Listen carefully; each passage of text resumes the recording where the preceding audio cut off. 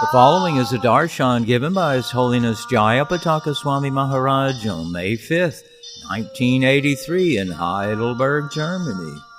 The talk was about Lord Chaitanya's pastimes.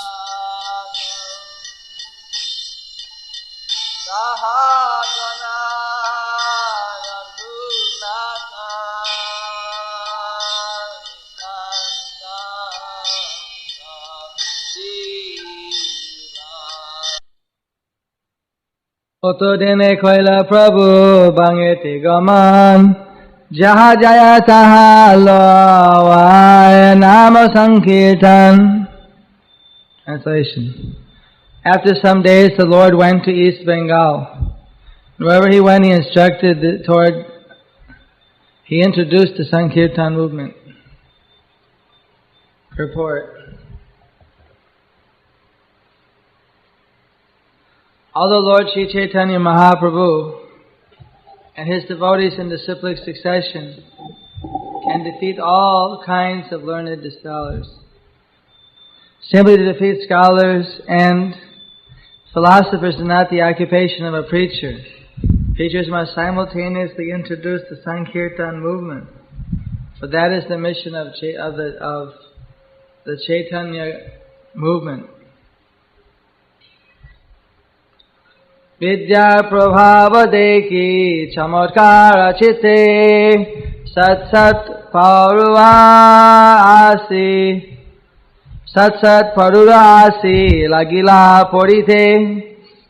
Struck with wonder by the influence of Lord Chaitanya Mahaprabhu's intellectual prowess, many hundreds of students came to him and began simply to defeat scholars and philosophers, not the occupation of a preacher. Teachers must simultaneously introduce the Sankirtan movement, for that is the mission of the Chaitanya cult.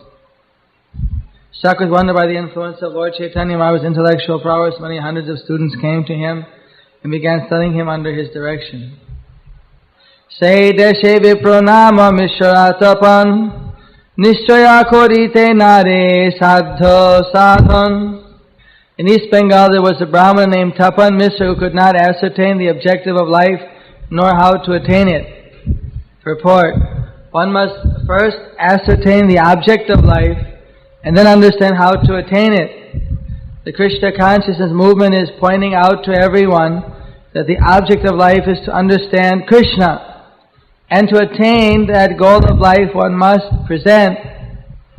The Krishna consciousness movement is pointing out to everyone that the object of life is to understand Krishna, and to attain to that goal of life, one must practice Krishna consciousness following the methods prescribed by the Goswamis with reference to the authoritative Shastras and Vedas.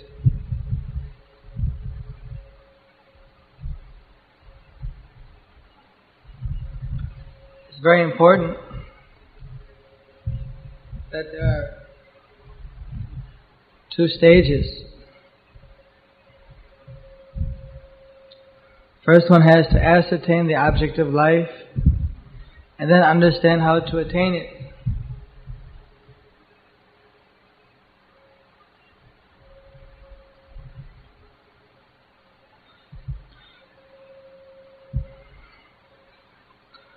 When one gets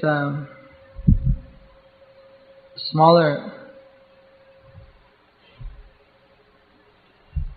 or unique type of lighting or any facility, then if one doesn't have a good fund of knowledge, one won't be able to decorate the room.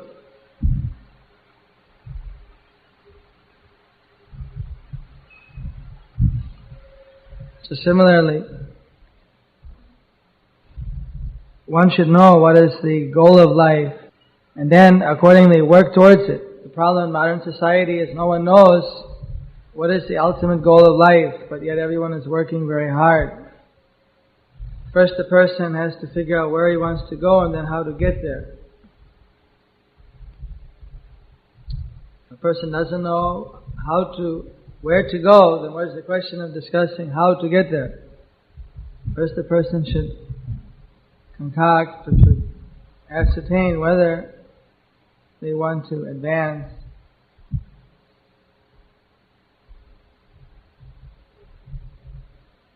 Bahu shastro bahu vakye chitte brahma hoy sadho sadhana shreshta na hoy nischay. Translation: if one becomes a bookworm, reading many books and scriptures and hearing many commentaries and the instructions of many men, this will produce doubt within his heart. One cannot in this way ascertain the real goal of life. Report by Srila Prabhupada. In the Srimad Bhagavatam 7.13.8 it is said, Grantha naiva bhyasit bahunna bhyakhyanupayudjitaha. One should not read many books, nor should one try to make a profession of reciting many books, especially if one is a devotee. One must give up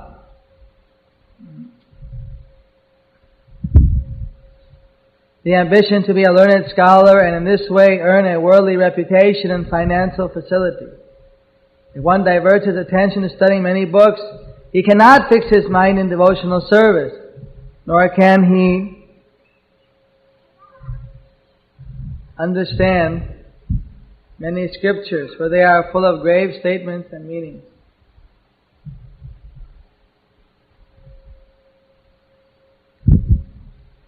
In this connection, Srila Bhakti Siddhanta Saraswati Thakur gives his opinion that those who are attracted to studying many kinds of literatures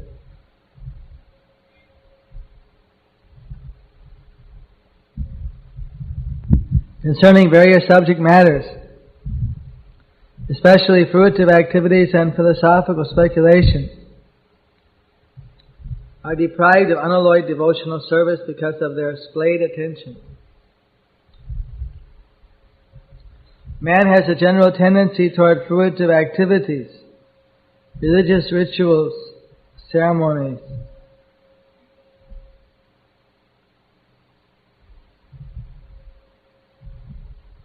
The living entity, thus bewildered since time immemorial, does not understand the real goal of life, and thus his activities in life are wasted.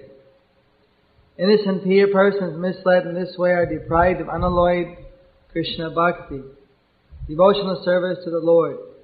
Tapan Misra is a vivid example of such a person.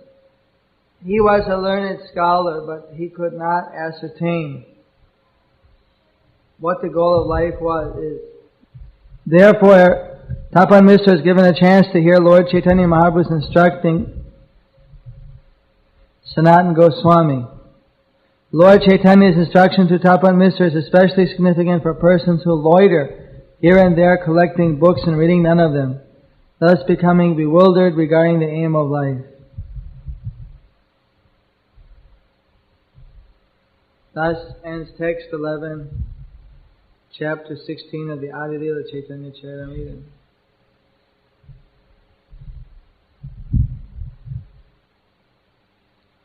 So this Tapan Misra was very bewildered because he had read so many books. If one reads many spiritual books with their little subtle commentaries and their differences, it sometimes becomes very confusing. Therefore, one is recommended initially not to meet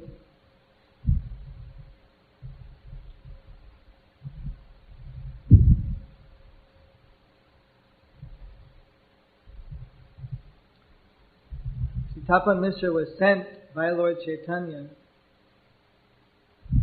later on from this eastern Bengal to Benares. Imagine when Lord Chaitanya was 14, he went to eastern Bengal And he told Tapan Mishra, "You go to Benares and wait for me. I'll be coming there."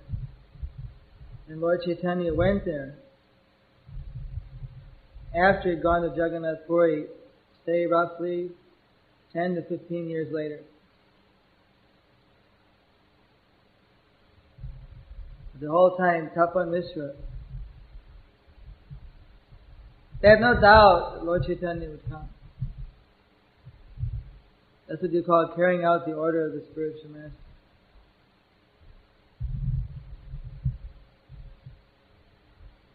You can understand, although Lord Chaitanya was playing the part of a scholar, he already knew exactly what was going to happen in the drama. Otherwise, how could he tell Tapan Mishra that you go to Benares and I'll be coming? And 15 years later he comes and delivers. And he goes,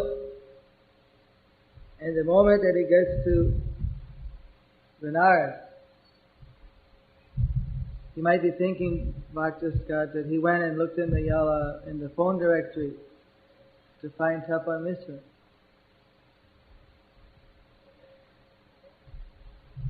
But of course, you're laughing because you know that there was no phone directory then. There was no other kind of directory either. So how did he meet Tapan Mishra when he went to Benares? How did he search him out and find his house? Because he didn't know the address.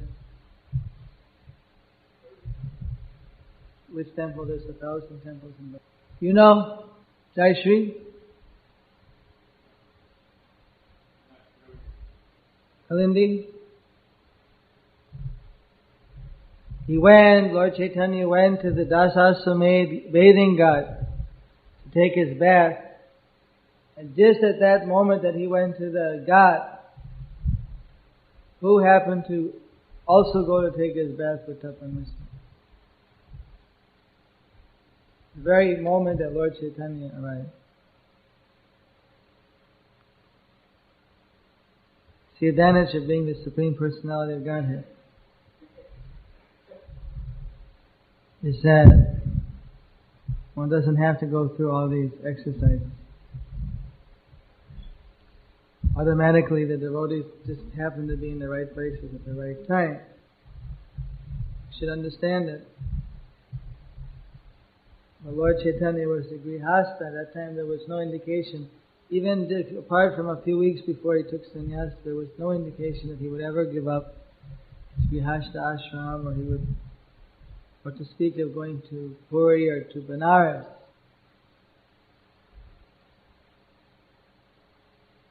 So, therefore these pastimes of Lord Chaitanya are known as alaukik, or inconceivable, transcendental. Sapneya kavi prokhohe sunoho tapan Nimai Pandit Pase Koroho Gaman. Tapan Mishra, being thus bewildered, was directed by a Brahmana in a dream to go to Nimai Pandit Chaitanya Mahaprabhu. Teho tuma sadho sadhan koribe nischoy sakhadishar teho nahika sansoy. Because he is the Lord, Ishvara, the Brahmana told him, undoubtedly he can give you proper direction. Sapno deke Mishra asi Prabhura charane Shapner abritanto sabha koilo nivedane. After seeing the dream, Tapan Mishra came to the shelter of Lord Chaitanya, lotus feet, and he described all the details of the dream to the Lord. Prabhu tushta hoya Sadho sadhana kohilo Nama sankirtana koro Upadesha khoilo. Translation. The Lord, being satisfied, instructed him about the object of life and the process to attain it. He instructed him that the basic success of life is to chant the holy name of the Lord.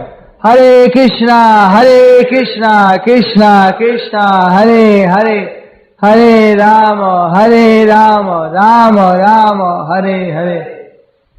Report.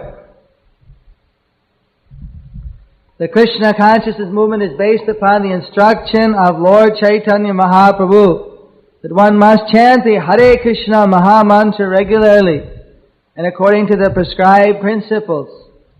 We simply ask our Western students to chant at least 16 rounds a day. But sometimes we find that they fail to chant even these 16 rounds. And instead they bring many austere books in their worshipping method that diverts their attention in so many ways. So, Sri Chaitanya Mahaprabhu's movement is based upon the chanting of the Hare Krishna mantra. Lord Chaitanya first advised Tapan Misra to fix his mind in this chanting. We, the members of the Krishna consciousness movement, must strictly follow this advice of Chaitanya Mahaprabhu.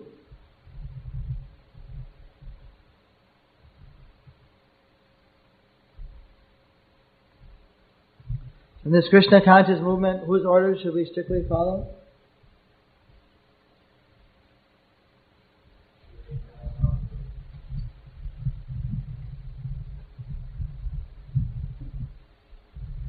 We strictly follow the advice of Chaitanya Mahaprabhu. Don't read too many books. Read Prabhupada's books. Sufficient. And chant strictly Hare Krishna, Krishna Krishna, Hare Hare, Hare Ram, Ram Ram, Hare Hare.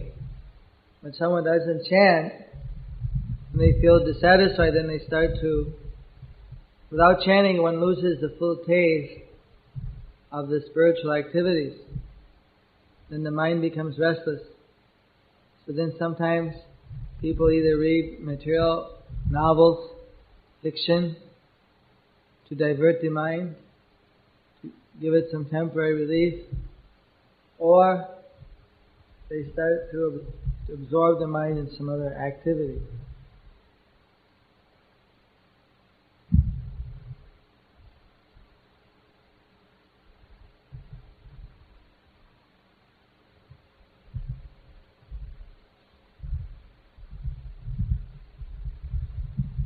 So what happens is people, they don't have the taste for devotional service, they start reading other books, and their mind becomes further diverted.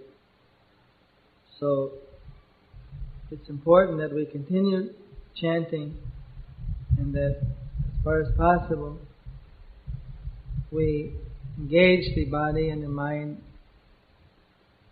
in the service of Lord Krishna.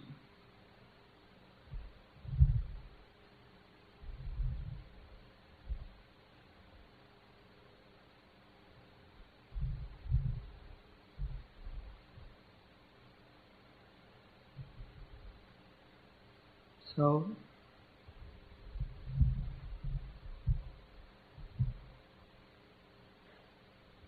we've seen in ISKCON that sometimes so-called pundits, they start reading so many different books, and as a result, they become bewildered. Spiritual knowledge is not a material academic exercise. There are big scholars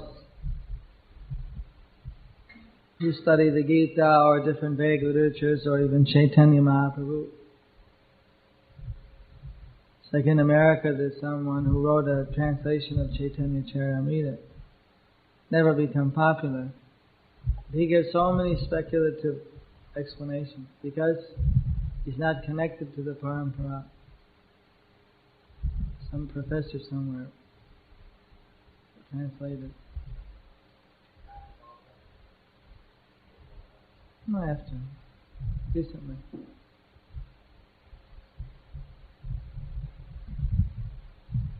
You never hear it. I don't know, he translated it, I don't know if he published it. It's not very popular. He gives so many speculative ideas. So what happens is, one should actually understand these spiritual books from the guidance of people who are practicing.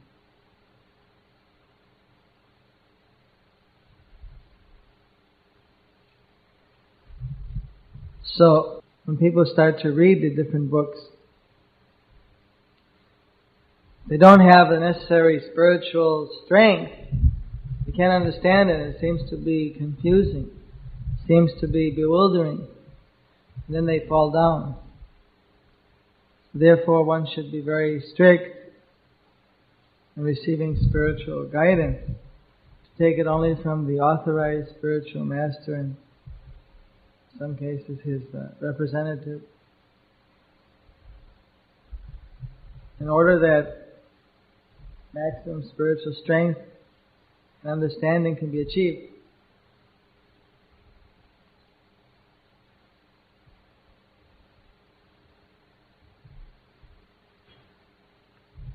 We shouldn't be like a little child who wants to wander off and see what's in the world.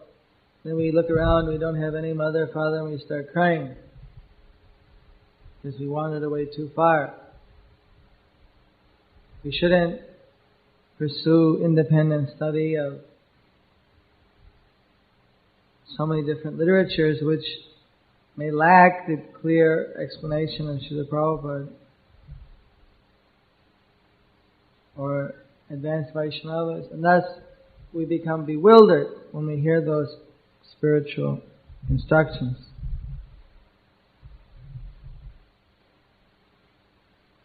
See, I remember so many different instances. Very heartbreaking. Where people would start to read different books and they didn't have the capacity to understand what was being said, but it so therefore created doubts in their mind.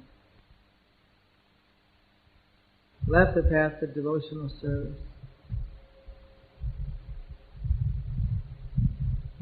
So when Srila Prabhupada requested his followers chant 16 rounds, that they read the Vedic lessons from the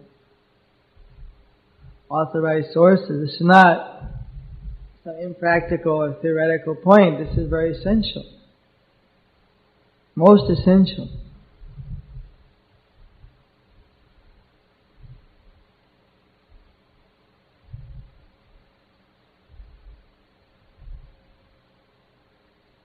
Any questions?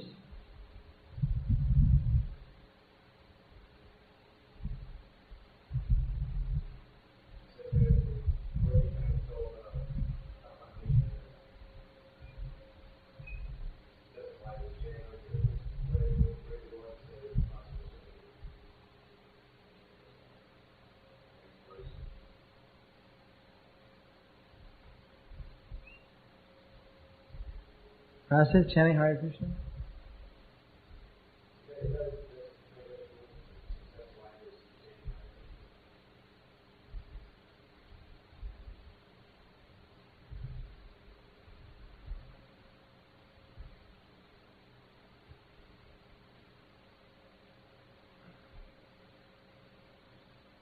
The Lord, being satisfied, instructed him about the object of life and the process to attain it. Object of life is pure devotional service and a way of attaining it. Sri Chaitanya Mahaprabhu's cult is based upon the chanting of the Hare Krishna Mahamantra. So Lord Chaitanya first advised Tapamista to fix his mind on this chanting. Sometimes you meet people, they're very enthusiastic, you tell them how to chant and they say, what else? What else can I do? What else? What else? What else? But they're not ready for the what else's. First they should not chant. Become purified, then what else comes up?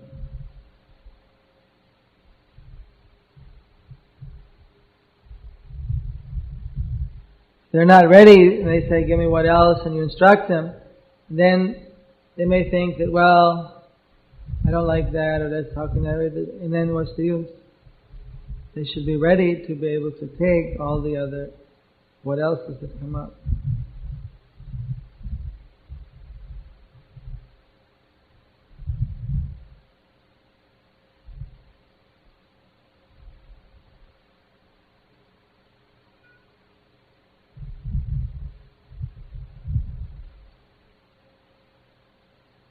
Combination of the heat and the heavy donuts they gave.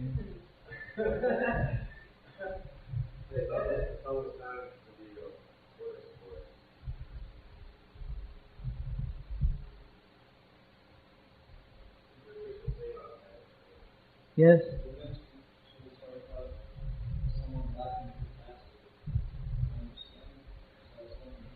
You get the capacity by reading, not by reading it surely, just by reading, but by chanting and practicing devotional service. Then one builds up capacity to be able to understand more. Spiritual knowledge is something which is realized, it's not just academic. The people that approach it and they start to neglect there's two types of reading. Some people may read other spiritual books or many spiritual books without chanting. Then there's also reading of just karmi literatures which simply agitate the mind for no positive spiritual purpose. Both these things are not recommended. That's why we confine, we don't just read, we're not just studying. Beginning yogis, they just read. We don't do just reading.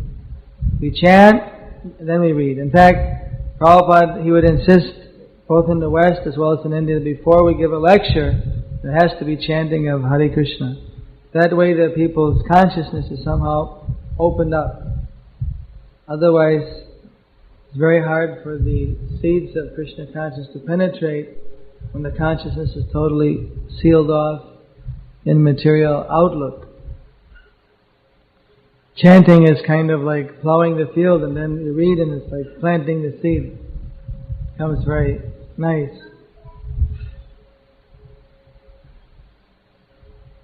Is that right, Kevala Bhakti? Is that correct? You have to chant Hare Krishna first, and then read Krishna book.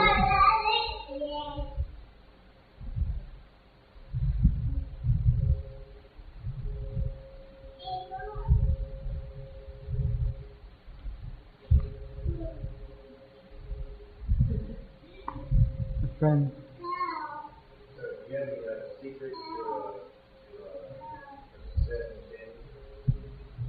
Secrets for success?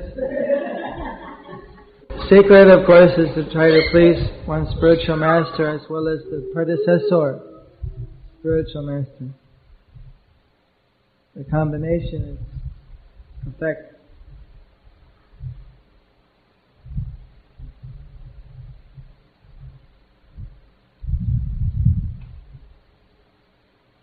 Sometimes someone falls into bad habits and then the chanting comes down. There's no other recourse than gradually building up this momentum again. For that, it seems the best is chanting early in the morning before doing other activities. It's very easy to chant 8 or 16 or 12 rounds. Once in the middle of the day, a person hasn't chanted at least a few rounds in the morning, then usually it's very hard for them to bring the mind into concentration. So it's always good to get as many rounds as possible done early. Then you can make up the rest later on fairly easily. So, just like if you're trying to climb a hill and your car stalls, it's a little complicated starting because you got to rev up the engine and it's a little difficult. But one has to do it. So it's kind of like in the beginning, somehow in your chanting you stall your engine. Then you may have to push start it or whatever, but once you get going again, then it becomes again natural. So we take on some negative attitude if we do, that I can't do it, then of course it's very difficult. But actually, once a person again starts to chant regularly, one doesn't seem very difficult at all. After a little practice, and it starts to develop a nicer taste. If a person doesn't get a lot of taste from chanting, then they can increase the number of times they chant Shri Krishna Chaitanya Prabhu Nityananda Shri Advaita Gadadhar Shri Vasudeva Gaur Bhakta Vrinda, which helps one in chanting.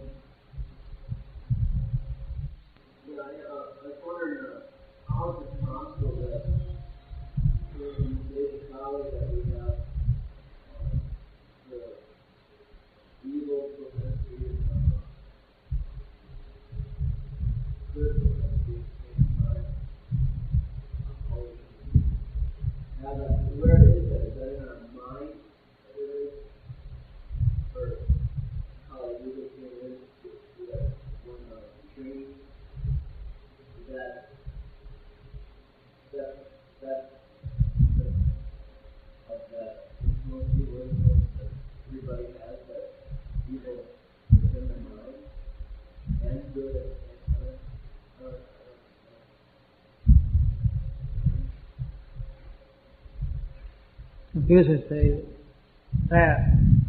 Are you quoting some specific verse, or there's something you heard, or what? I guess someone has told me that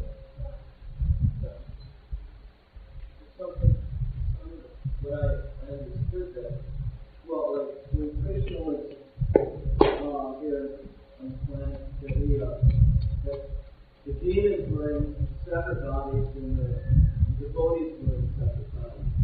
And then when Kali Yuga came in, they're both in the same body.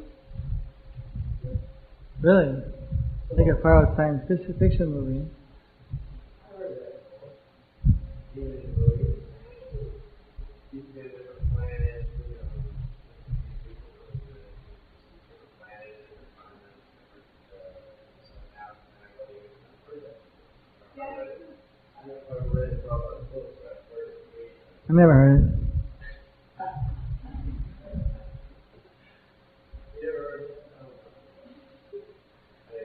Bhagavatam says that in the Kali Yuga, the demons that weren't killed by Krishna, they got the benediction of taking birth in Brahmin families. But not in the same body as, two souls or twins or something like that. They got the benediction of taking birth as Brahmanas. Thus they get an opportunity also get liberated. But as a result, the Brahmanas in Kali Yuga caused a lot of havoc because sometimes they let their demoniac qualities come out. For instance, in India was the Brahmanas' intolerance and fanaticism that caused so many Hindus to convert to Islam and not be accepted back into the Vedic culture. So, that's the only context. Apart from that, in Kali Yuga, religion is down, demonic characteristic is up. In the Bhagavad Gita, it says there's two kinds of people, those with divine nature and those with demoniac nature. Within us, we all have the tendency to commit things in a sinful or in a pious way. And according to a particular person's nature, one person may tend to do more demonic things or more pious things. In general, in the Kali Yuga, people would tend to do more demoniac things due to the age. So, the tendency is there in us, just as the tendency to go back to be Krishna conscious is there. So if we use our natural propensity to be Krishna conscious, we can transcend these material propensities, like desiring fame, distinction, adoration, or breaking regular principles, doing violent actions. We chant Hare Krishna, Krishna Krishna, Hare Hare, Hare Ram, Ram Ram, Hare Hare. That awakens our original spiritual consciousness, which is transcendental even to this material good and bad.